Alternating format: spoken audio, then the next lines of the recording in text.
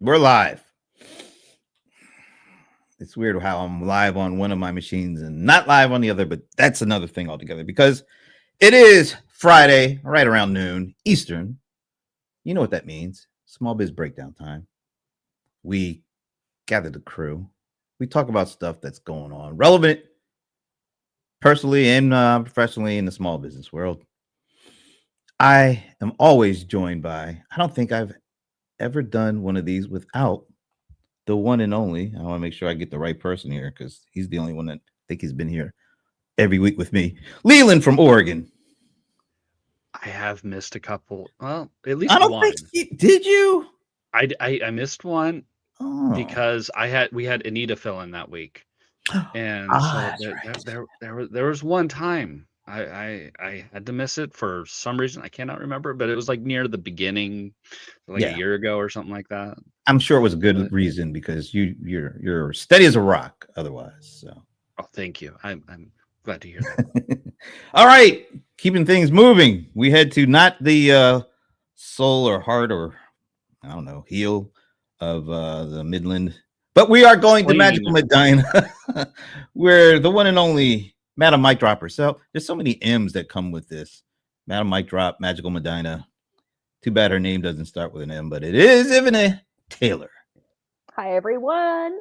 Hello from Rock City. Good to see you all. Rock City. You know, that just sounds good. I know it's short for rock and roll, but I actually like Rock City better than Rock and Roll City. Rock City sounds tough. Is Medina tough? Yeah, that's what I thought. I don't know if Medina's tough exactly, but we Cleveland rocks. Ivana is malt liquor tough. That's all I'll say. That's all I'm going to say on that one. As we move further east to the nation's capital, once again, the one and only Shashi Belamkanda. Hey, everybody. Good to see you all. Hello from the nation's capital.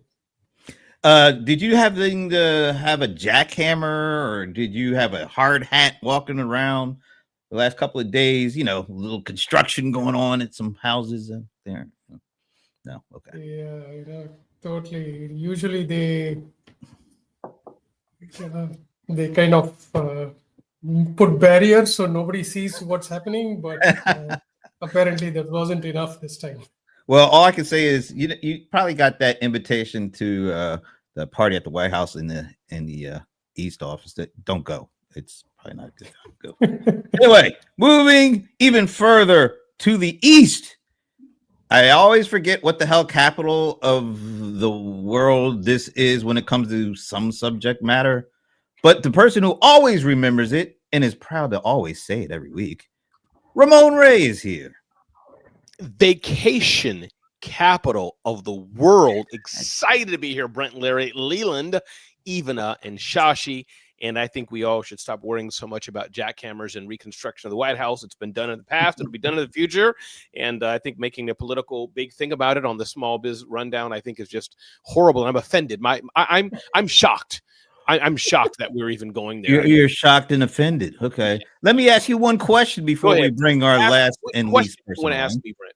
When was the last time the White House actually had demo done to it? Do you know when that was? It was a president whose name I don't remember, like the old school president. Like it was from the 1860s. Okay, I'm just saying. But anyway, we'll move on. We don't want to talk about that stuff. It's good to see you too, Brent. It's always good to see. And you know what? I would like to say this about our last. Come on, Brent. You can do it. But he is the cold one. Some call him the bold one. It feels like a rising group of people are kind of calling him the old one. It is John Colder Ice Lawson. Hey. What's up, John? What's up? What's up, everyone? And Brent. Yeah, I knew that was coming. What's that on your jacket? That is the Louisville Boxing Club, owned by my brother and founded by my dad. Oh, that's cool. Oh, wow. That's cool. I want to hear about that at some point. Really? And John, who am I to correct you of the name of your family's thingamajiggy there? But is it not Louisville? Is it really Louisville? Or is it Louisville? No, this is Louisville. Oh, okay. This It one's depends on where Lewis. you're at. L-E-W. Oh, I can't see that. Lou- Okay, got it. Yeah, okay. so this is Louisville, Texas. Oh, okay. Texas. All right. Yes. Mhm. Well, that's really cool. I'm not even going to try to make fun of that. That's No, really you better cool. not. I'll come box you. I definitely wouldn't Be want like that. one of them Bugs Bunny videos. Let's press on. All right. So it once again, it seems like it's been a year for all the stuff that's happened, but it's only been a week. I'm just gonna point out like just the couple of highlight or lights. I don't know if they're high or low or whatever. But we did get some new inflation numbers in I think it was just today. I think it was. Inflation rate hit 3% in September, but it was lower than expected. So that's why you see the stock market going up 600 points today. I took a look at my my investment thing, and I have to say I'm feeling pretty good about that part. I have no problems with what's going on when it comes to the stock market now. I don't think the tariff situation has really kicked in yet, which is kind of interesting. Maybe it's starting to kick in a little bit, but I don't think it's kicked in full force yet. The other thing, I don't know if you've seen this, but I see a number of companies announcing layoffs. I don't know if you guys have seen some of these things. Like I think Target was the last one that said they're going to lay off about 1,000 folks, and another layoffs are coming. So inflation is up, but less than expected. We're starting to see more and more kind of layoffs, mass layoffs go on. I don't know how that figures into things right now, but and yet I don't know. Does anything feel different to you this week from last week? Whoever wants to jump in. Hey, Brent, I'll jump in. My question to you, Brent, if I may, I know asking the host a question is not probably informed, but I'm going to ask the question. I assume, Brent, you talk a lot about financing and investments and things of this nature, which I need to do better at, but I'm assuming you are astute or an enthusiast. My point being, you are looking at this long term, correct? As most astute investors would be. I know we talk about it week by week, but for you, is it not that you're looking at, and correct me if I'm wrong, 2 years ago, 5 years ago, 10 years ago, and then as you head into the sunset, when you turn 70 or 80, you will take that wealth and live off of it and die. So is it not that you're looking at it on the long term, any of these things, even though this is a weekly show? But for Brent Leary, my question is, do you not look at this more long term? I definitely look at it long term, because over time, if you put money into the stock market or almost anything, if you invest in almost anything other than like cars and stuff, because that's not an investment, that's a downright cost. That as soon as you drive the car off the lot, it's worth 20% less. But if you buy houses, if you buy gold, if you buy bonds, if you buy stock, it tends to go up over time. 5 years, 20 years, 30 years, it usually goes up. Now, like you were saying, in those like week to week, day to day, it's too damn volatile to really guess at where things are going if you have that short of a timeline. But if you have a pretty long timeline, even those like John who still have years to go, you can still invest. I mean, you can still invest and keep it in there for a while. I mean, how long have you been in Bitcoin, John? 17. 17 years.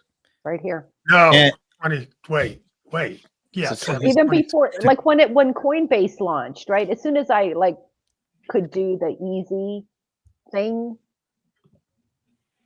By the way, shout out to Pierre for joining. Pierre's us. amazing. Pierre, thanks for being here. Pierre, streaming in on my Facebook, probably not Shashi's IG, but thanks, Pierre, for being here. You know what? You know who filled in for you last week? Who was that? Pierre. Pierre. You just had to keep the racial quota up. Huh? What? Yes. Oh absolutely. my God. As you were saying, even you left even a speechless.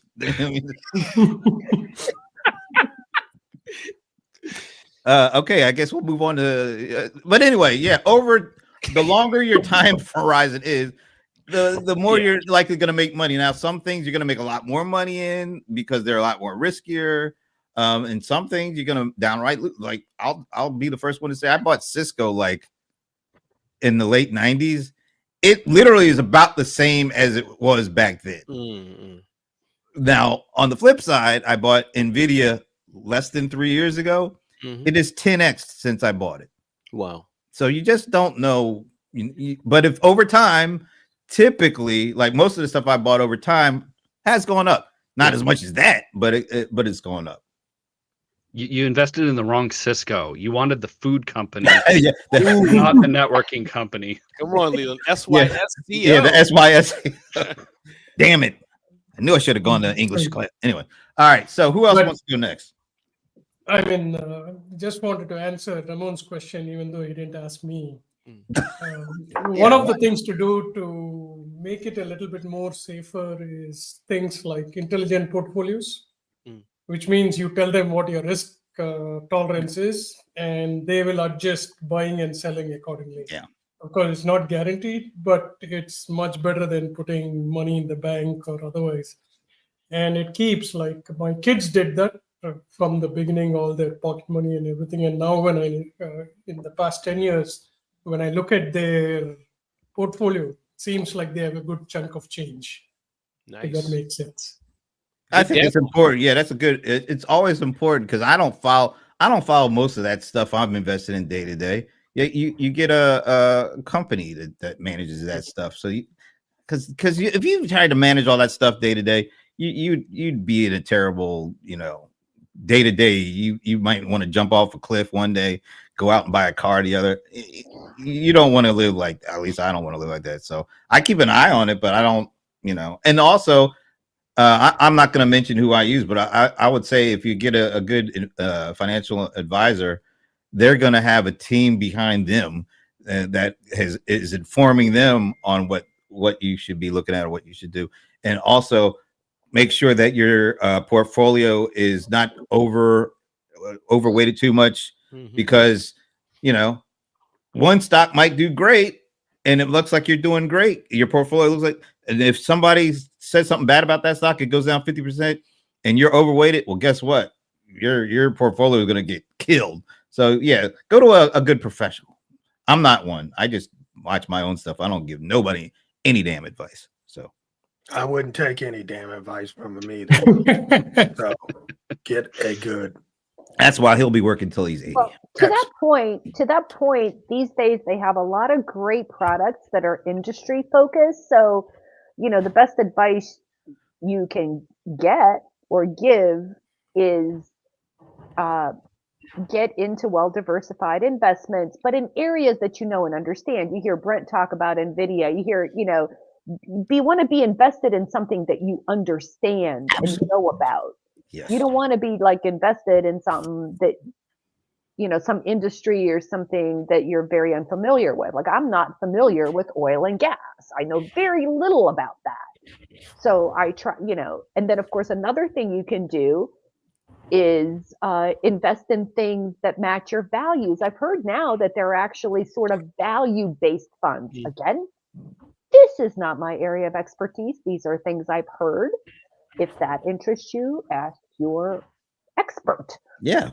And even there are things that I feel more comfortable about saying, oh, I want that. I want you to get me that. But like you, there's so many other things that I am not comfortable with making a call, but that's what they're for. They have investment research and all that. And they tell you, they present it to you and you say, all right, go ahead and do that. Or nah, I don't want to do that right now. I mean, it's really good because you don't have to try to think like you have to know it all. Right. And because nobody does. My husband's a great example. My husband is a formulations chemist. He has lots of patents, and he's an expert in the area of polyurethane, like insulation and plastics and these types of things. Like, he's a chemist, right?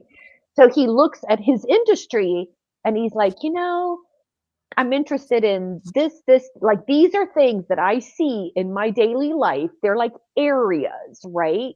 He's not an investment expert. What does he do? He goes to his advisor and he's like, look, these are things I'm seeing. What would you recommend? And and what research do you have? And then these people go off and do research, and then they come back and they're like, this thing that you said, this is, you're spot on. And we have well-diversified funds for something like that. So like, I think it's important to not be on your own, but to use your expertise in a focused way. Right. And I blame this whole off ramp on Ramon Ray because he asked me this question. I thought it was a great question. I think it's definitely Thank something you. worth talking about. Like, I remember during the 2008 crash, which is almost 20 years ago, right? Wow. I literally I knew that I was like 10 or 15 years from retirement.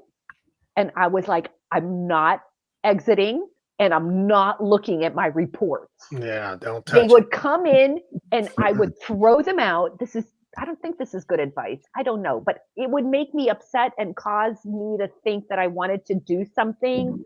And I already knew that the smart thing to do was not to do anything at this time. Don't do That's anything. right. That's financial advice. Hold. And that happened to my mother-in-law. She Oh. became a widow. She lost her parents Mm. pretty quick, right at one after another. Came in with a huge chunk of change because of both, and invested it right before 2008. And Mm. so going along, and then bam, and she was told it was all gone. But then years later, like the investment lady, because she didn't do anything, she didn't like pull the money or anything like that. The investment lady just kept it there, and it okay. kept growing and growing and growing and growing. And then she got a delightful little call, and this is why we got to move out and not support her. But she got a nice little call from her finance lady. It was like, okay, I think we could start talking about your retirement. This is how much you're going to get from your investments. And she's like, I thought that was all gone. Well, it grew back over time. And so that, listen to those investment people. But You know what? and All I had to say to that is that investment, if they told her it was all gone, like, and made her go through all that without explaining, we haven't sold anything yet, it's just paper loss. That's kind of cruel, if you ask me. But it was very heartbreaking for her. Yeah. But that is the risk of doing, because it wasn't just I put it into the S&P 500 or I put it into the Dow. It was an actual investment. It's what you're talking about, buying individual stocks and stuff like that. And so that's why she thought it was just all gone. It wasn't like a 401k or IRA or anything like that. And so that is the risk. I mean, if you invest in a company that all of a sudden just goes belly up, it is all gone. All that money is just it's gone. It's the same thing with Enron. The company went down and out, and everyone lost basically their retirement. And so that does throw on the risk. And so you can go risk adverse and kind of be into the S&P 500, into the Dow, which even if there are going to be dips, they're usually really stable companies, and you're not going to be out if there's a dip. Any more before we ask each of you to give us what your week was? Going once, going twice. Hold. Okay, hold. That's all right. There he is. Well, speaking of hold, why don't you hold this moment and give us your take on this week? This week. I don't know. Look, like you're saying about investing, I don't live day to day. I live year to year. So we can talk about the year, but week to week, man, I would be all over the place because it's just always something going on. So that is certainly true. And we always try to make sure we don't talk about things that really aren't too far out the purview of small business and individuals. We try. Yeah, we try. All right. Who do you want to go next? Leland. Yeah, I agree with John. What? Wait a minute. What? Look, woo. We got that recording. Let's not, week after week. And yeah, we're in the thick of it right now because there's a government shutdown. And so there's going to be a lot of doom and gloom talk because, oh no, the government shut down. This is the end of the world. But for the average small business owner, it's not going to affect them all that much. The average person in the world or in the nation is, especially lower income. We have some issues with the SNAP payments not being able to go out, and so it's hurting.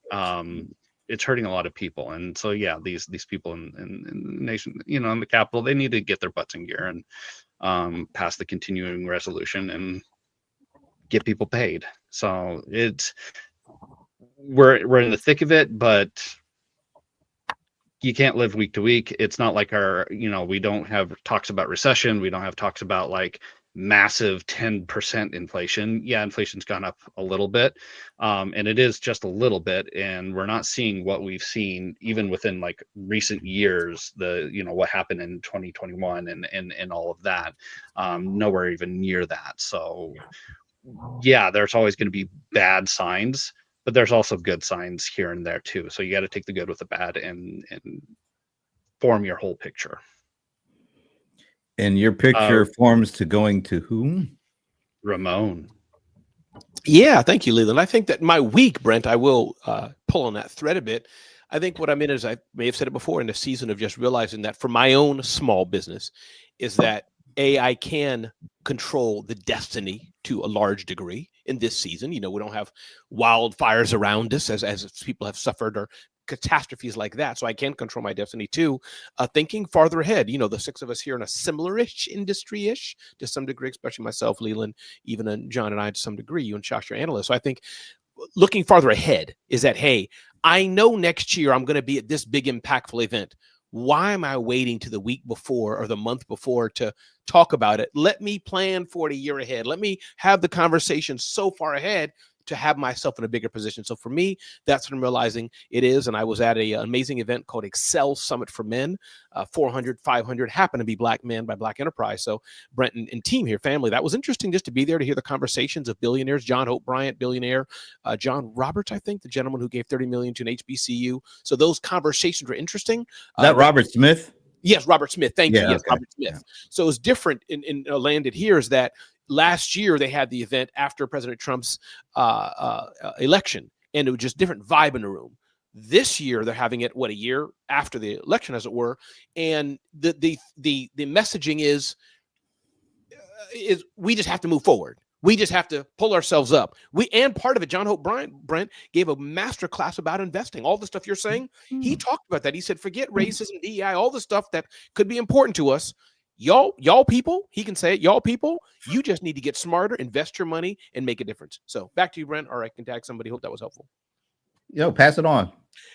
You know what, Shashi, let's go for it, man. Did you go already, or was that John missing? I'm kind of mixed up. We kind of went all over the back. We looked very similar. Shashi, take it again, Shashi. Take it again. How was your week? How was the White House coming along? I do want to see pictures of that and see how pictures of the new ballroom is coming. But beyond that, please, I couldn't help it, Brent. Please let me know, Shashi.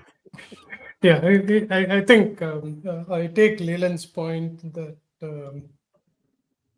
one of the things that the US is known for is my economy is my own. It's individual. I can do what I want. I can prosper. It should not depend on anything. I think that has changed. And that's why I think people are a little worried about like, hey, I don't understand this. I'm a small business owner.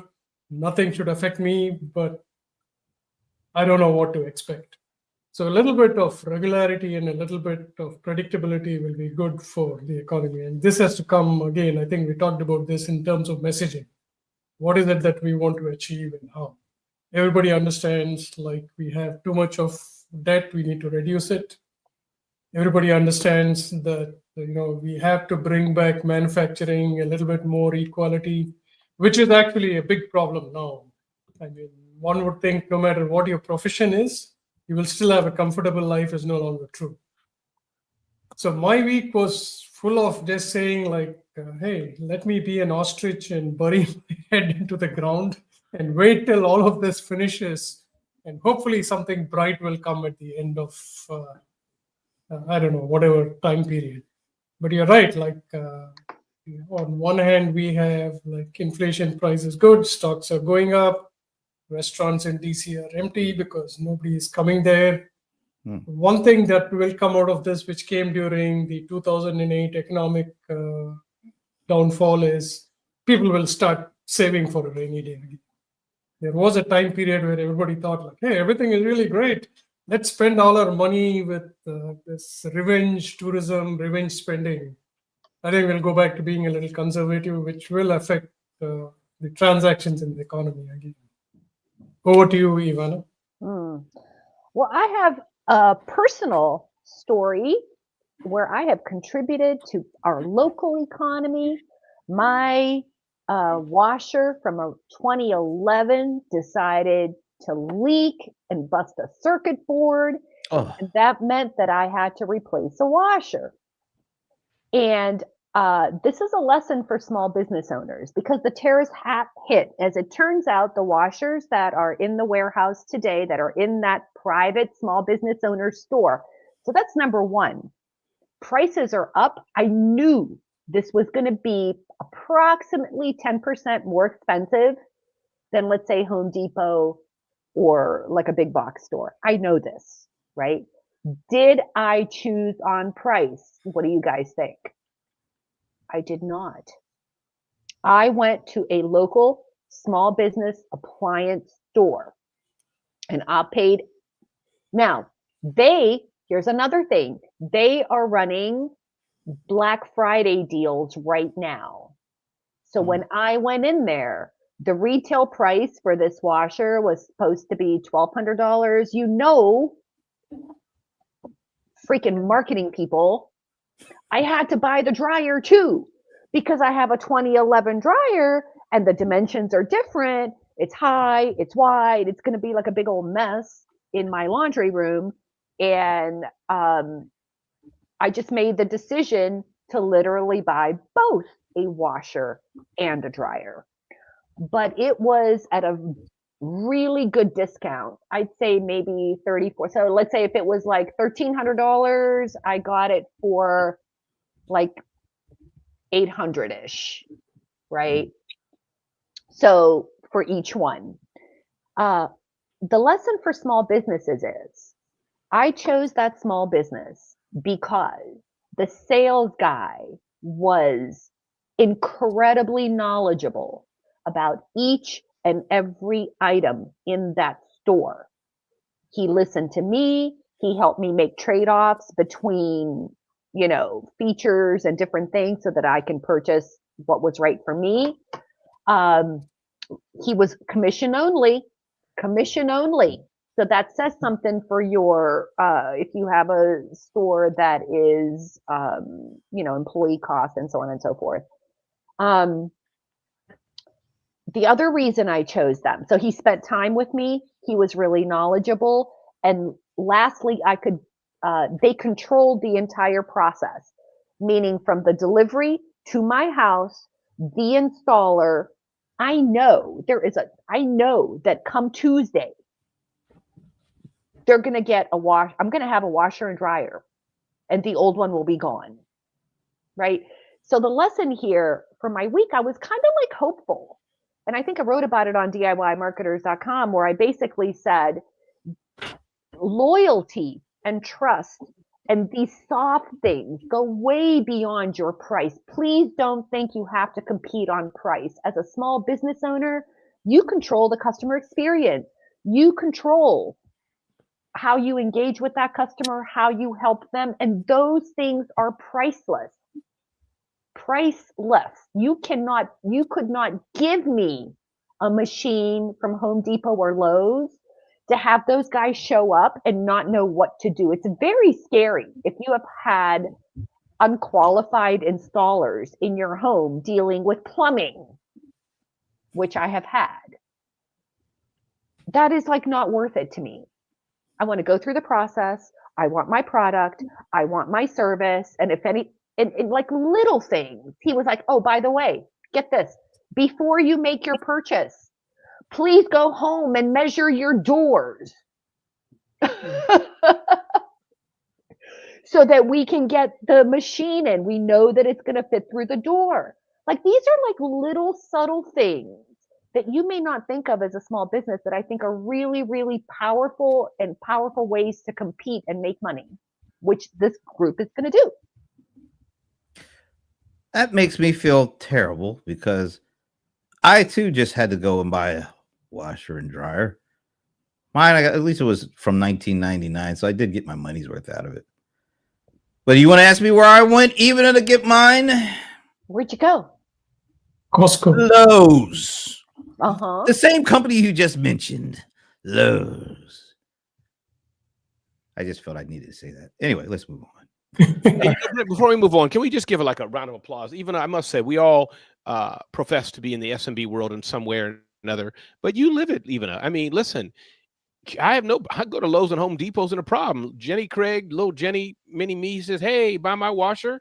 Sorry, little Jenny, I'm not going to do it. But you're like, no, we'll go to, Pookie down the corner and get my washer, or, Jemima up the street and buy your house. Coming up with these names. So No, Ramon, you know what? I'm proud of you, even. No. Some people, I would not consider myself an activist. I do consider myself an. Even, can you just say thank you first? I just gave you a compliment and you kind of wait. You embarrassed me. Like, I'm trying to, but you know what I'm saying? Just pause and say thank you, and then throw it back in my face. Okay, thank you, Ramon. Okay. And I want you to know that this has been a long time coming, and I do still buy from Amazon, even though it breaks my heart, right? But whenever I can, I do have what would I call real customer reasons for making that choice. It is not just because I'm a small business advocate. I wouldn't go so far, when I can choose a small business, I will choose a small business, but I will not choose a small business. For example, that very same store about 10 years ago had the rudest salesperson in there. I would not go in there. Again, they were so rude to my mother and to myself. Oh, that's even worse. I was very upset, and I'm like, I'm not buying anything from you guys ever again. Until the people from Home Depot or whatever tried to, I was beside myself of how scary and incompetent they were. And I ended up paying about the same. So I think I'm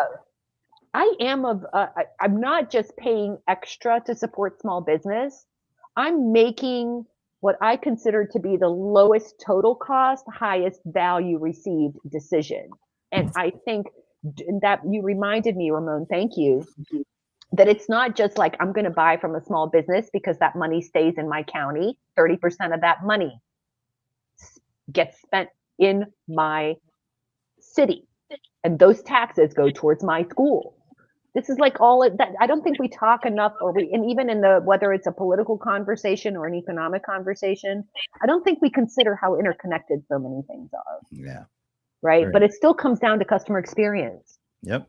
Hey, did you pinch the guy and make sure he's a live person and not an AI? Yeah, right? Oh, God. You guys, this is the other thing you're going to get at a local business. I kid you not. This guy looked like a biker dude, okay? Had the beard, had what you think of a biker dude. This is what I'm talking about, like 60-ish, right? Biker dude. Okay. Brent, you're going to get a lot of emails from bikers now. I don't know. Is that a bad thing to say, biker dude? No. He looks like a biker dude. I don't think so. I'm going to say this because he told me that he had a 20-some-year career in film and television. Wow. All because of the fact like that he a looks biker like a dude. biker dude. Yeah. By the way, before we can go any further, Ramon, I'm going to need you to say you're welcome to Ivana, since she thanked you for something. So Ivana, thank you. You're welcome, Ivana. I appreciate you so much. Without I you, love you, Ivana, Ramon. the show wouldn't even be the same. You bring a special voice to the conversation. Are you happy, Brent? Is that enough? that's just sufficient enough. Okay. Pierre says, I've done the analytics. Biker dude is trending. Very good. Very nice. Hey, Pierre. Very nice. Pierre is always in there with us on this thing. All right. Man, that intro was the longest 37. All right. Because I actually do have a little Quiz. trivia thingy. Okay. Because I know even it just wouldn't feel right if we didn't have one of those. So this is coming from one of my favorite magazines, The Economist, and they had a survey or commissioned a survey of lots of people over, and this is a UK-based survey, so it's not Americans. But which generation clocks the most daily screen time? Is it Gen Alpha? Is it Gen Z? Is it millennials? Is it Gen X? Is it the baby boomers? Is there anybody before the baby boomers still? I guess there are some folks that are over 100. The greatest generation. Yeah, the greatest that's what they call it. generation. Yeah, the greatest. Thanks, Tom Brokaw. The greatest generation. So, which one of them generations clocks the most daily screen time? 60 to 80. I don't know what the thing puts. Y'all help me, but it's like an older-ish person. 60 to 80 clocks the most is my vote. I don't know what that is. So that's like baby boomers. Those I are guess, right? boomers. Yeah. Well, And John, you represent that, so that's good to know. All right. Oh, look at Pierre. Pierre is coming in with Gen Z. All right. So we got Ramon saying baby boomers. We got Pierre saying Gen Z. Who else wants to chime in? I'm gonna be an alpha. Oh, wow. Okay. Alpha. Okay. Oh So my we got God. Alpha, we got baby boomers, we got Gen Z. Shashi's probably read this already. He knows. No, but I'm still saying alpha. You're staying alpha? I like how you pretend, Shashi, that you haven't. Oh, no, I haven't. No, Brent. Oh, Brent, what is it? And he's probably got the freaking like economist sitting on his desk with a cup of hot chai. I mean, really. I love The Economist, even though because of inflation, I stopped my subscription this year. Yeah, I got a deal, Shashi. You always got to be on the lookout for them deals. So, Yeah. anybody gonna go with the millennial? Anybody gonna Yeah, go? I said Yeah. millennials. Oh, you did say millennial. Okay, so we I'm gonna go with the Xers only because I don't know. They're the last one left. So each of you guys went for. I love this. There is no repeats. All right. No, Shashi and me went alpha. Oh, okay, Shashi. All right, okay. All right, so let's see which generation clocks the most daily screen time. Now, you notice I said screens, and not necessarily like, TV or device or whatever. Now, the company, the research from Ofcom, which is the one that works with the economist folks over there, found that last year Britons over 65 Yep. Good spent one. more than 3 hours a day online on smartphones, computers, and tablets. But that's only half as much as those aged 18 to 24, which I think those are the millennials, right? Or is that the Gen Alpha? That's Z, I think. Okay. Yeah, you're right. That's Gen Z. You're right. Actually, a It's Z. Is that Z? Wow, my son's a Z. He's 25. I guess that's close enough. But I'm a millennial, so You're a millennial? barely, but I'm a millennial. he's hanging on to that millennial. All right, but combining TV and smart devices, because they all have screens. Mhm. Those of retirement age clock Yep. up more daily screen time than do young adults. So Ramon was the winner. I love it. Thank you. That's how I read it. Brent, screen time, and I was thinking the Z's. That's why I was torn on X's, because everyone's working. If they are on a screen, they're not because they're on a screen voluntarily, right? Right. Yeah, X millennials, they're in the height, and Generation Z is getting into that. And pretty much all of Generation Z is in the workforce or in college. Yeah. Gen Alpha is still kind of like 2 or something like that through like high school, like middle high school or late high school. So yeah, I could see all this. Man. Well, I mean, if you really think about it, those folks are retired. What do they got to do? I mean, Right. That's what I'm saying. It's almost like there's a difference between what I would consider voluntary discretionary screen time versus forced screen time at work. Just like, are they counting time at work? I don't think they're counting time at work. Yeah, I don't think so. All right. Well, that was interesting. Okay. So I just got back from Half Moon Bay, California, which is really Okay. Mm-hmm. Oh man, it's right off the edge of the Pacific. Literally, the edge. Go off the edge. You're in the Pacific. For my buddy Ray Wong's, what's he call it? CCE Constellation. Yeah, Constellation Connected Enterprise Conference. Year 15 is 15th year. So me and my partner, the venerable Paul Greenberg, we were there doing some some CRM players sessions. And guess who was one of the sponsors of the conference? Zoho. So I got a chance to hang out with some Zoho folks. And I'm sure you know, of course, Tejas Gaja. And I met a new, well, he's not new, but new to me, Samir. I can't even remember his last name because we just kept calling him Samir. But anyway, I had a chance to sit down and record a little something with them. And I asked them a question because Zoho deals with the smallest of the small companies all the way up to big, large enterprises. And I asked them, what's the different mindsets between your small business customers and your enterprise customers when it comes to 2 letters? Can you guess what those 2 letters are? AI. Ding, ding, ding, ding, ding, ding. You're right. So I want to play a little piece of what they had to say, and I want to see what you guys thought of what they said after this. Here we go. Tell us how the I conversation hate this. around AI I really is different hate this. from the small customers to the. Let me enterprise start this customers. over How again, they 'cause- view Breathe, how breathe, different- Brent. It's okay. Breathe. I hate StreamYard. All right, here we go. Tell us how the conversation around AI is different from the small customers to the enterprise customers. How do they view it? How different is it? I think both are clueless. Well, pretty much everyone's clueless at the end of the day. I would say enterprises are probably pushing a little bit more, probably from pressure from above. But I think risk, security, governance, compliance, all those factors play a much bigger role. So as much as they want to be AI forward, I don't know if it's necessarily for productivity gains. It seems like more like trying to be more cost efficient is kind of a larger company's goal of AI, generally speaking. Not all the time, just depends on the organization.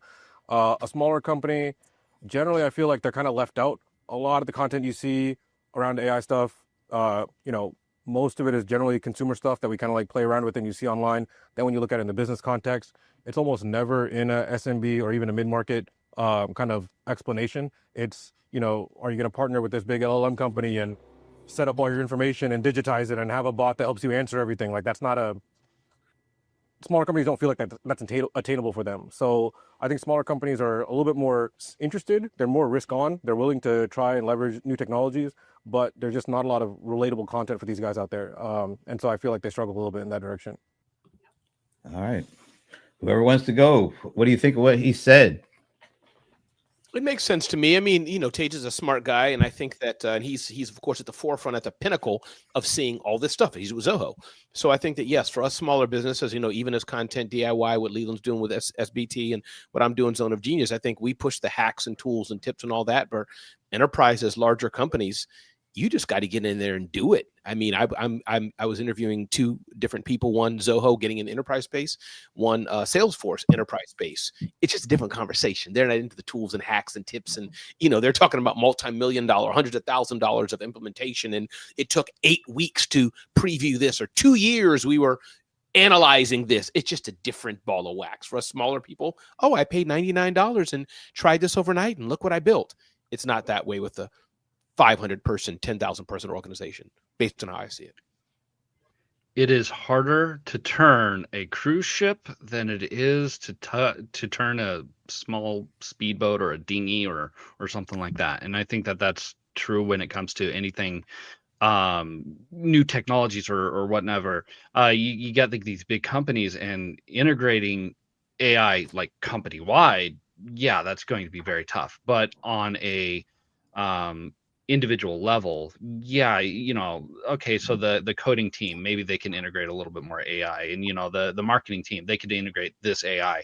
And so for the big companies, case by case would probably be a little bit better to integrating the AI. It's still going to be tough because you got to put it through legal, you have to put it through all of these channels, where a small business owner goes, oh yeah, here, I'll sign up for that. Oh, hey, now I got a dancing picture of a monkey holding my product going, yay, I love it. That's just, Leland, that's just the nature of the beast. And I think, Leland, that's, I don't know if Brent was bringing that totally up, but I think that's where I was leaning to what you're saying. I mean, it's like I'm learning this more again. Brent and Shashi are in this more enterprise space, but as I step into some new areas, things I'm doing, it's a whole nother ball of wax. And think of the systems and processes. One of the integrators I was talking to said we took like half a year to map out the legacy CRM before we could even move it. I mean, that's a half a year of not implementation. That's just studying to understand what they're doing. Whole nother ball of wax. John Lawson or even or Shashi, somebody, please ask. I can go next. Thank you, Ramon, for that subliminal message. Say you're welcome. I think small businesses are solving problems, and they don't care if it is AI or anything else. Like Tejas said, there's a lot of pressure, a lot of investment without realizing what it is for in enterprises. So the savvy ones are trying to say, like, what do we need to do to change everything, not to solve like today's problems, but the future problems. So the investment for small businesses is also not very high, and they already have these problems that AI can solve. I will repeat John's example of like, hey, I need to take everything in a spreadsheet and do something, or scan a PDF document and do something. These are all irritants that small businesses go through every time, right? So it's easier for them to adopt and use it and solve their problems. Yesterday, I was at a conference by a company called Poly.ai. I think the keynote was, she said something that was very interesting. She said, are you doing AI or are you using AI? And I think the difference was like, are you just saying like, hey, I need to use AI, I need to create some nice, good looking emails, or are you thinking about it like I need to solve problems for the future? A good way of looking at it. That's my view. Do we always have to ask John for his opinion when it comes to AI? What's the question? What did you think of what you heard? That was the question. AI is What's great. the difference between the enterprise implementation and the small business? I really don't get the conversation. Honestly, I swear. I'm sitting here and I'm just like, I don't understand the question. I don't understand. I asked you your opinion on what Tejas said. I know. That's a very easy question. No, I don't understand the question you asked Tejas. I don't get it. What's the difference between, what's the difference between corporate iPhones and personal iPhones? I have an answer for that too. Tools. I can go for an hour on that. I don't get it. I asked it because. Well, what's the answer, Ramon? I asked. Wait, let me just straighten this out before Ramon goes into this. No, go ahead. I asked it because this is an actual company that deals with millions of small, 1 to 2 business, and they also deal with huge enterprises. Right. Oh, I'm not talking about not just theoretically. What are you confused about? Not just theoretically. They do it day and day. They hear from customers. No, I'm asking you. What makes you ask that question? Because this is somebody who actually, these companies. This is not a theory here. These folks deal with millions of small businesses and large enterprises every day. So I asked them, "What's the difference? What are they?" John, let me. Brent. He doesn't get my question. Please, don't fight. I don't understand the question. Like I said, I still don't understand. Oh Lord, can you hit the mute button even for these two people, please? I can know. Brent's job is to ask these questions, as I know you know. That is simple. His job is to ask these questions. He is the voice of us, of the clients and people he works with, to pull out from them. And I think it's a valid question. That's why I don't think it's a valid question. That's why I don't have an answer. Yeah, but I don't understand the question. And that's why I'm asking him that. All right, let's just move on. Everybody else seemed to get it, but okay. Did you get a chance? Here's the thing. All right, I'll give you my answer. My answer, there's no difference.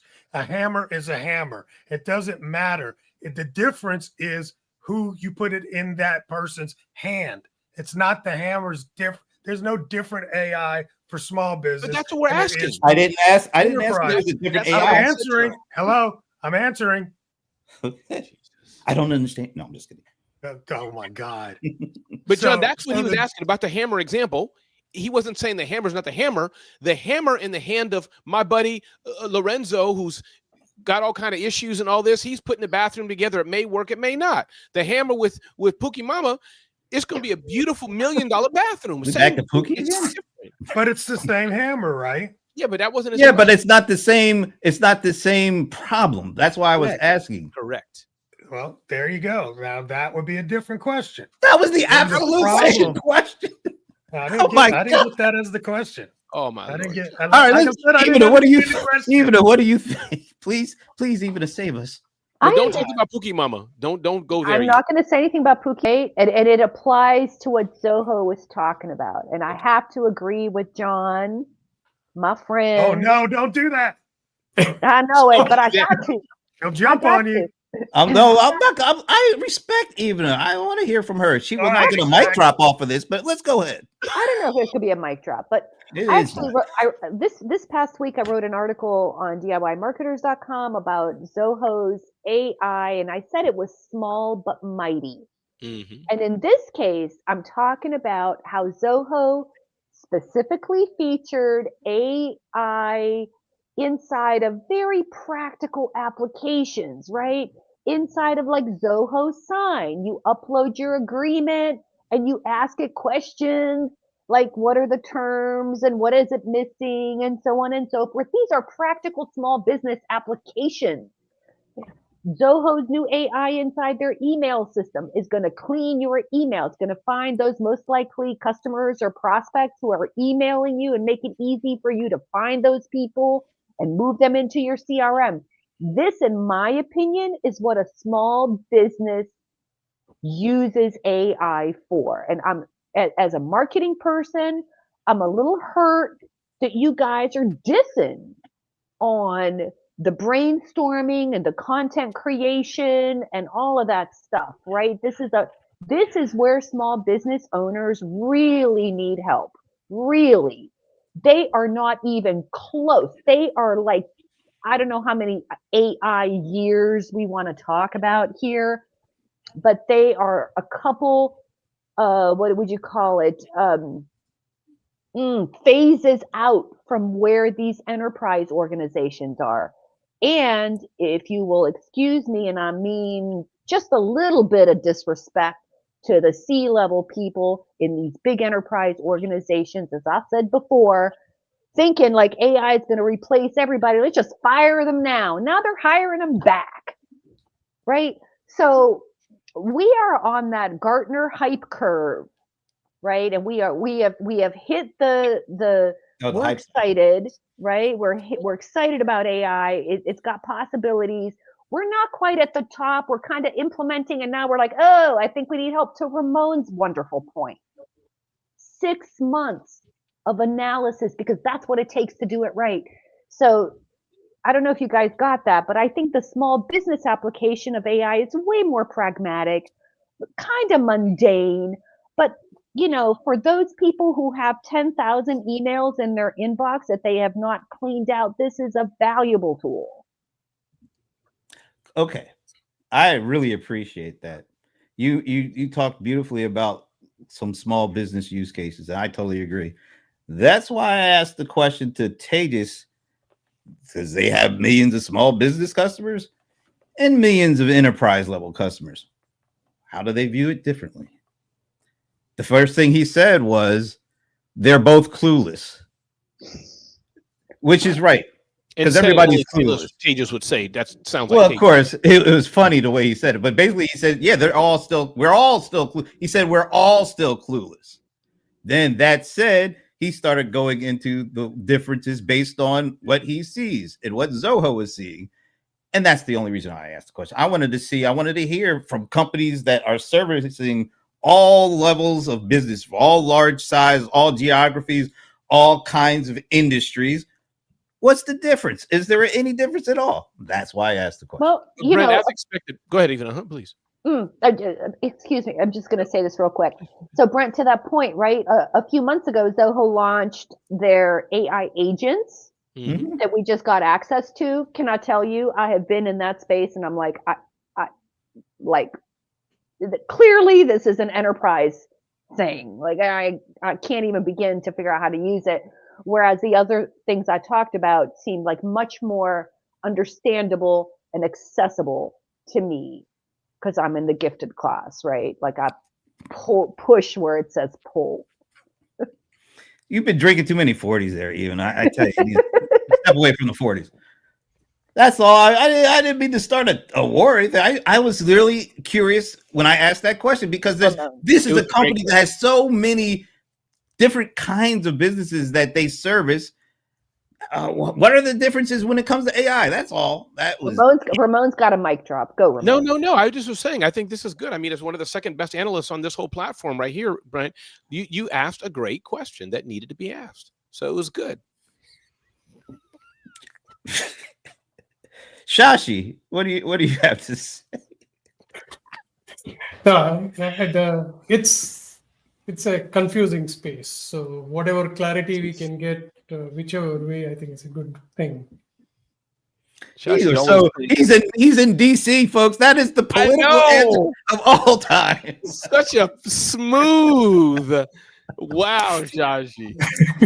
All right, Leland, you've been sitting there pretty quiet, or just couldn't get a word in edgewise. I don't know which one it is. What are your thoughts? I had the ship analogy, so it's. I mean, I get it. And AI is one of those things where it's new and it's ever changing. And so yeah, when Tejas says, "Oh, they don't know nothing," both the enterprise and the small businesses, it's like, yeah, because tomorrow it's going to be all different. So everything that they did know is now out the window, and you have to learn everything new again. So it's like, yeah, I get it. And you know what we all get? We get the lead because it's top of the hour. Woo! Oh, wait a minute. But Pierre comes in. All right, let's see what Pierre says before we get out of here. I think as context engineering picks up, that's another key phrase. I'm hearing a lot more context engineering and agentic enterprises, but I digress. AI providers will get better at articulating the business value even it talks about. Well done, even Pierre. That was a mic drop. Am I allowed, Brent? Is that okay? Can I give him a mic drop on that? Yes. Thank you, Pierre. Mic drop. Pierre, say thank you to Ramon in the comment section, and we're good to go. All right. We have mercifully reached the end of this episode of Small Business. All right. Last, I'm almost afraid to say this. Parting thoughts. Who wants to go first? John, go, John. Let me go first. Have a great weekend, everybody. And really, if AI is confusing you, just wait till we get to robotics. Physical AI is just around the corner. Tag me. Matter of fact, if you go to San Francisco right now, when I was out there, they were saying there's almost as many driverless cars driving on the streets of San Francisco as there are people driving, which is, and it's not just Waymo, it's Zoox, it's Rivian, it's all these. But I love the Waymo brand. The Waymo I love it. I would put my kid, my child, my blind grandmama. I'd put all of them in there. No problem at all. I love the Waymo. It drives so well. I like it. It's smooth. Oh, okay, cool. Yeah. Has anybody else done that? Because I haven't gotten in one. Yeah, I did it. It was interesting.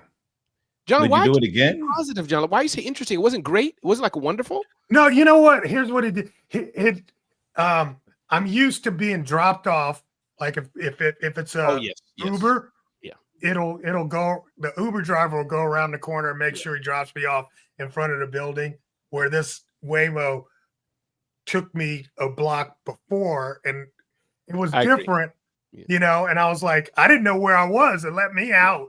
And I'm like, it won't double park and put you right in the right spot. It'll, because it's like safety first. I get you. So that was weird. I had to get used to that part. But I know time is short. Can you tag me, John, so I can go next, please?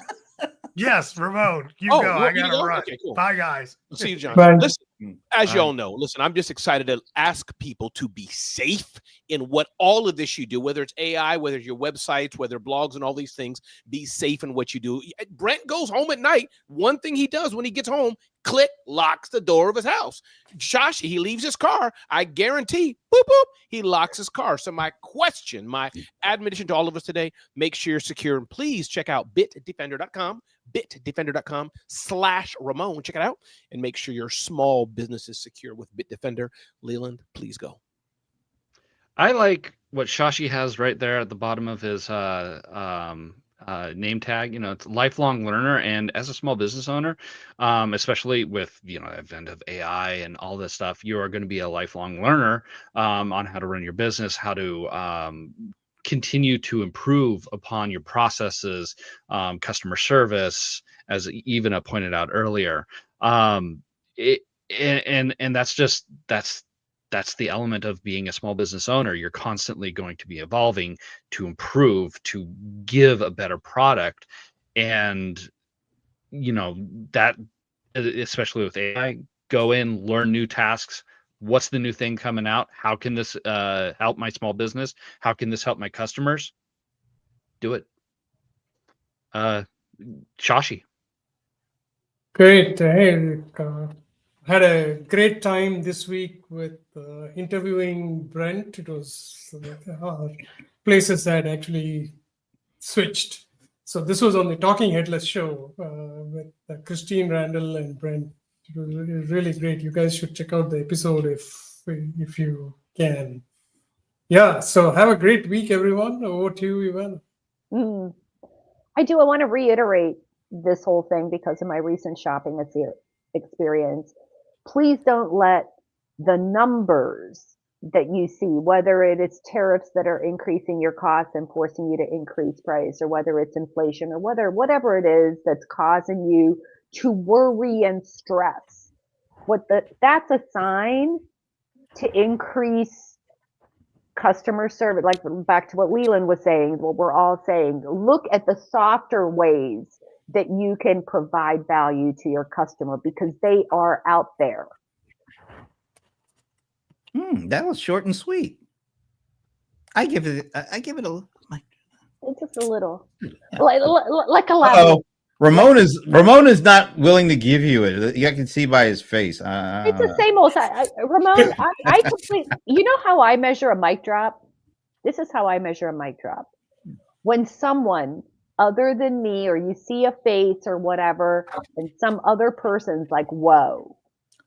Correct. Right? Would you agree, my friend? But right, Brent was, he was like a little something. He wanted to give you something we didn't develop more than a mic drop. So he didn't know what else to say in English. But in honor of what you just said, even I'm taking the mic drop back. Okay, I cannot do. I'm a human being. Yes. I'm not always the sharpest tool in the shed, but I'm not Rustin either. But some days. It's good. Maybe a 40 a day. That'll keep you sharp. That would keep you entertained. Yeah, that would definitely keep me entertained. All right, folks. Brent, thanks for being a good host, brother. It was nice to be here. Thank you. Thank you. And thanks to Shashi for inviting me on his show and allowing me to say all the stuff I said about Prince, which apparently a lot of Prince fans are out there, which is great. But more than anything else, I hope everybody that joined us, Pierre, shout out to you for joining us again. Anybody else who's out there listening, thank you for joining us. We will be back next Friday, because if it's Friday at noon Eastern, it's us. It's us. We'll see you then. Thanks, Brent. See y'all later. Bye, everyone.